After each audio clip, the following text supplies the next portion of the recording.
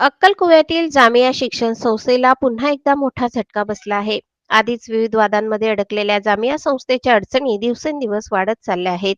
आदिवासी बांधवांकडून बेकायदेशीर पद्धतीने जमीन हस्तांतर केल्याच्या प्रकरणात न्यायालयाने महत्त्वपूर्ण निर्णय दिला आहे. एका वकिलांनी दाखल केलेल्या दाव्यानंतर ही जमीन मूळ आदिवासी कुटुंबियांना परत देण्याचे आदेश देण्यात आले. अक्कलकुवा तहसीलदारांनी या निर्णयाची अंमलबजावणी करत संबंधित जमिनीवरील सर्व व्यवहार बेकायदेशीर ठरवले आहेत. याआधी विदेशी नागरिकांचे बेकायदेशीर वास्तव्य, त्यातून घडलेला गुन्हा, त्यानंतर ईडीची कारवाई आणि विदेशी मदतीचा परवाना रद्द होण्याची कारवाई झाली होती. आता जमीन बेकायदेशीर हस्तांतरण प्रकरणामुळे जामिया संस्था आणखी अडचणीत आली आहे. या निकालानंतर संस्थेने अशाच पद्धतीने आणखी जमीन घेतली असल्याचा चर्चांना उधाण आले आहे. या प्रकरणातही पुढील काळात कारवाई होण्याची शक्यता वर्तवली जात आहे.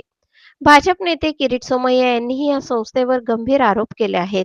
आता जामिया प्रकरणात पुढे काय घडते याकडे सर्वांचे लक्ष लागले आहे. सदरच्या आदिवासीच्या जमिनी आहेत. दोघी गट नंबर मौजे पिपरीपाणी येथील गट नंबर 4-1 4-2 जे आहे त्या मूळ आदिवासींच्या आहेत. त्या पुन्हा मूळ आदिवासींना मिळाव्यात या संदर्भातली आम्ही तक्रार केलेली होती की जामिया इस्लामिया या संस्थेने ज्या जमिनी आदिवासींच्या नॉन आदिवासी म्हणून त्यांनी जे हस्तक्षेप केलेला आहे ते कुठेतरी बेकायदेशीर आहे आणि समाजामध्ये आम्ही सुशिक्षित नागरिक याच्यामुळे आदिवासी सुशिक्षित नागरिक म्हणून मी याच्यामुळे पुढाकार घेतला आणि ह्या गोष्टीचा मी वैयक्तिक म्हणून खूप आणि अगदी निषेध करतो मी या गोष्टीचा.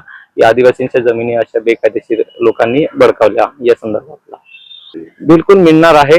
त्या संदर्भातला त्यांनाही सुद्धा अपील करायचा अधिकार आहे, परंतु महाशय तहसीलदार यांनी आदेश केल्याप्रमाणे मूळ आदिवासींना देण्याचा महाशय तहसीलदार यांनी आदेश केलेला आहे. तशी नोंद करून मूळ आदिवासींना मूळ जे वारस आहेत त्यांना सदरच्या मिळकती देण्याचा महाशय तहसीलदार यांनी आदेश केला. तशी कारवाई योग्य त्या स्तरावर झाली पाहिजे असा आदेश पारित केलेला आहे आणि ती कारवाई सुरू आहे.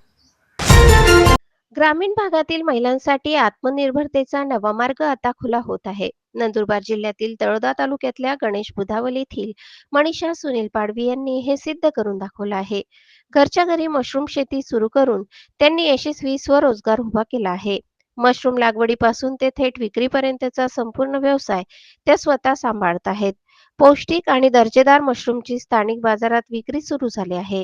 महाराष्ट्र शासन आदिवासी भूषण पुरस्कार प्राप्त राजेंद्र वसावे यांच्या मार्गदर्शनाखाली ही सुरुवात झाली. या उपक्रमामुळे ग्रामीण महिलांसाठी रोजगाराचे नवे दालन खुले झाले आहे. अल्प भांडवलात अधिक उत्पन्न देणारा हा व्यवसाय ठरत आहे. महिलांनी आत्मनिर्भर व्हावे यासाठी अशा उद्योगांची मोठी गरज आहे. मनीषा पाडवी यांची ही वाटचाल अनेक महिलांसाठी प्रेरणादायी ठरत आहे.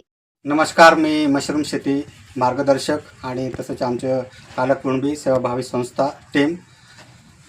आज जे आपण हे गणेश बुधावल येथील महिलांच्या आत्मनिर्भरतेकडे वाटचाल मशरूम शेतीचा यशस्वी प्रारंभ तळोदा तालुका जिल्हा नंदुरबार येथील मनीषा सुनील पाडवी या महिलांनी आपल्या शेतातील घरात आपल्या मार्गदर्शनाखाली यशस्वीपणे मशरूम उत्पादन सुरू केले असून त्यांनी त्याची विक्री सुरू केली आहे.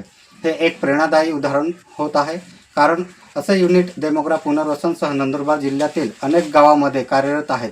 इतकेच नव्हे तर गुजरात, मध्य प्रदेश आणि राजस्थान यासारख्या राज्यामध्येही आमच्या मार्गदर्शनाखाली कालकुणबी सेवाभावी संस्था ही टीम या राज्यामध्ये सुद्धा काम चालू केलं आहे, जे विस्ताराने सुरू झालं आहे.